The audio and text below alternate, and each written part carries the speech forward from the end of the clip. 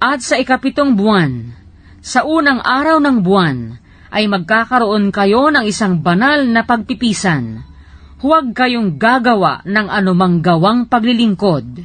Isang araw ngang sa inyo'y paghihip ng mga pakakak. At kayo'y maghahandog ng isang handog na susunugin, na pinakamasarap na amoy sa Panginoon, ng isang guyang toro, isang tupang lalaki, 7 korderong lalaki ng unang taon na walang kapintasan, at ang handog na harina ng mga yaon, na mainam na harina, na hinaluan ng langis, ay 3/10 bahagi sa toro, 2/10 bahagi sa lalaking tupa, at 1/10 bahagi sa bawat kordero, sa 7 kordero, at isang kambing na lalaki, na pinakahandog dahil sa kasalanan, upang itubo sa inyo. Bukod pa sa handog na susunugin sa bagong buwan, at sa handog na harina niyaon, at sa palaging handog na susunugin, at sa handog na harina niyaon, at sa mga inuming handog niyaon, ayon sa kanilang palatuntunan, na pinakamasarap na amoy, na handog sa Panginoon na pinaraan sa apoy. At sa 10 araw nitong 7 buwan, ay magkakaroon kayo ng isang banal na pagpipisan, at inyong pagdadalamhatiin ang inyong mga kaluluwa.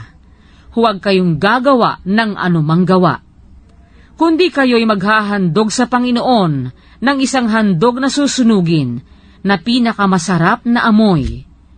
Isang guyang toro, isang tupang lalaki, 7 korderong lalaki ng unang taon, na mga walang kapintasan sa inyo.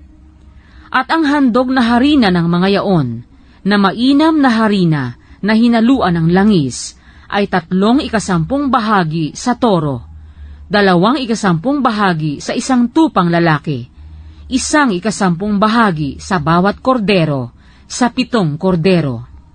Isang kambing na lalaki, na pinakahandog dahil sa kasalanan, bukod pa sa handog dahil sa kasalanan, na pangtubos, at sa palaging handog na susunugin, at sa handog na harina, at sa mga inuming handog ng mga yaon. At sa 15 araw ng 7 buwan, ay magkakaroon kayo ng isang banal na pagpipisan.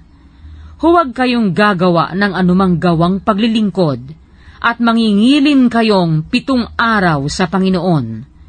At maghahandog kayo ng isang handog na susunugin, na pinakahandog na pinaraan sa apoy, na pinakamasarap na amoy sa Panginoon.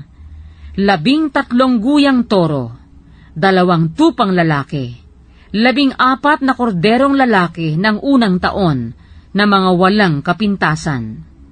At ang handog na harina ng mga yaon, na mainam na harina, na hinaluan ng langis, ay 3/10 bahagi sa bawat toro, sa 13 toro, 2/10 bahagi sa bawat tupang lalaki, sa 2 tupang lalaki, at 1/10 bahagi sa bawat kordero, sa 14 na kordero, at isang kambing na lalaki, na pinakahandog dahil sa kasalanan, bukod pa sa palaging handog na susunugin, at sa handog na harina niyaon, at sa inuming handog niyaon.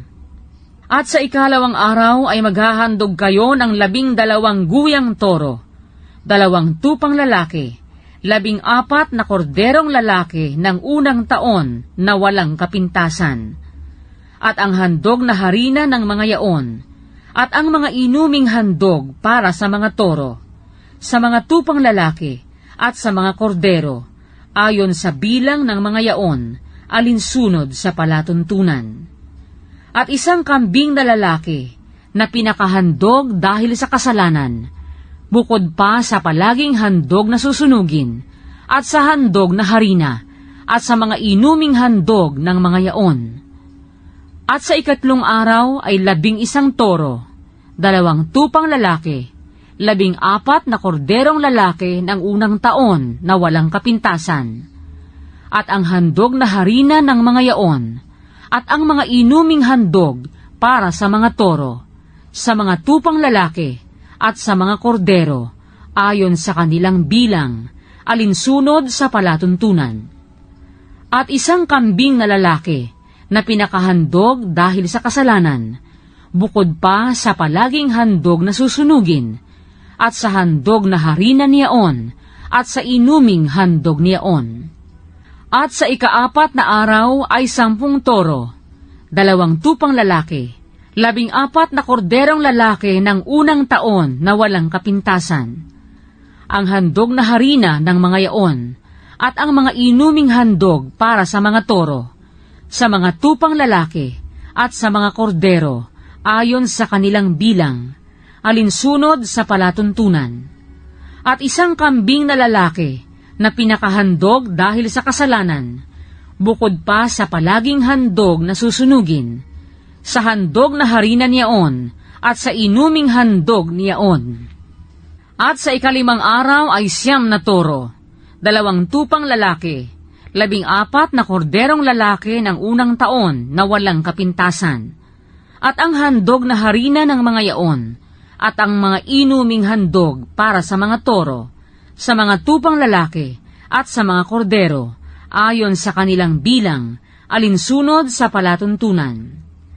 At isang kambing na lalaki na pinakahandog dahil sa kasalanan, bukod pa sa palaging handog na susunugin, at sa handog na harina niyaon, at sa handog na inumin niyaon. At sa ika-6 na araw ay 8 toro, 2 tupang lalaki, 14 na korderong lalaki ng unang taon na walang kapintasan, at ang handog na harina ng mga yaon, at ang mga inuming handog para sa mga toro, sa mga tupang lalaki, at sa mga kordero, ayon sa kanilang bilang, alinsunod sa palatuntunan. At isang kambing na lalaki, na pinakahandog dahil sa kasalanan, bukod pa sa palaging handog na susunugin, sa handog na harina niyaon, at sa mga inuming handog niyaon. At sa ika-7 araw ay 7 toro, 2 tupang lalaki, 14 na korderong lalaki ng unang taon na walang kapintasan, at ang handog na harina ng mga yaon, at ang mga inuming handog para sa mga toro, sa mga tupang lalaki, at sa mga kordero, ayon sa kanilang bilang, alinsunod sa palatuntunan. At isang kambing na lalaki na pinakahandog dahil sa kasalanan, bukod pa sa palaging handog na susunugin, sa handog na harina niyaon, at sa inuming handog niyaon. Sa ika-8 araw ay magkakaroon kayo ng isang takdang pagpupulong. Huwag kayong gagawa ng anumang gawang paglilingkod, kundi kayo'y maghahandog ng isang handog na susunugin, na isang handog na pinaraan sa apoy, na pinakamasarap na amoy sa Panginoon. Isang toro, 1 tupang lalaki, 7 korderong lalaki ng unang taon na walang kapintasan.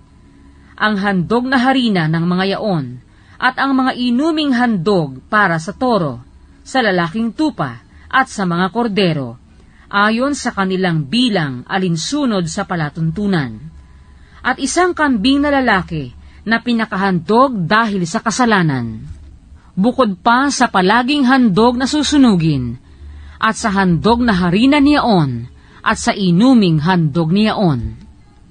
Ang mga ito ay inyong ihahandog sa Panginoon sa inyong mga takdang kapistahan, bukod pa sa inyong mga panata, at sa inyong mga kusang handog, na mga pinakahandog ninyong susunugin, at ang inyong mga pinakahandog na harina, at ang inyong mga pinakainuming handog, at ang inyong mga pinakahandog tungkol sa kapayapaan.